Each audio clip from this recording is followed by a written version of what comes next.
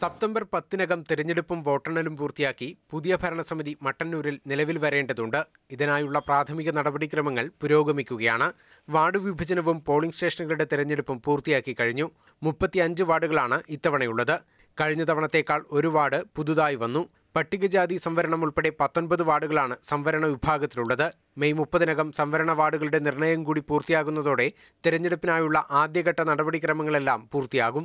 കഴിഞ്ഞ പ്രാവശ്യം 17 സീറ്റ് സംവരണമുള്ള സ്ഥലത്ത് ഇപ്രാവശ്യം 18 സീറ്റ് സംവരണമായി മാറും. അങ്ങനെ 19 സംവരണ പോസ്റ്റിലേക്ക് ഏതൊക്കെ വാർഡുകൾ നിശ്ചയിക്കണമെന്നുള്ളത് തെരഞ്ഞെടുപ്പാണ് 30-ാം തീയതി നടക്കാനുള്ളത്.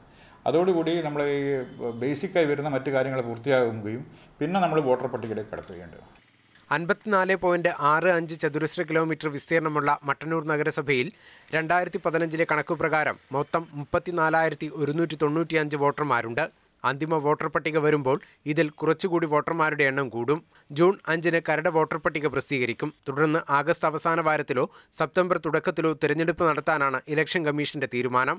1990-ൽ രൂപീകരിച്ച മട്ടന്നൂർ നഗരസഭയിൽ ഇതുവരെ നടന്ന തിരഞ്ഞെടുപ്പുകളിലെല്ലാം ഇടതുമുന്നണിയാണ് ഭരണം നേടിയിട്ടുള്ളത്.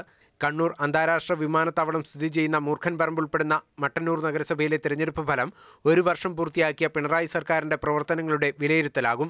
അതുകൊണ്ടുതന്നെ പ്രചരണ പ്രവർത്തനങ്ങളിലടക്കം ഇതിന്റെ സ്വാധീനം പ്രകടമാകുമെന്ന് ഉറപ്പാണ്. ബിജീഷ് ഗോവിന്ദൻ, മാതൃഭൂമി ന്യൂസ്, കണ്ണൂർ.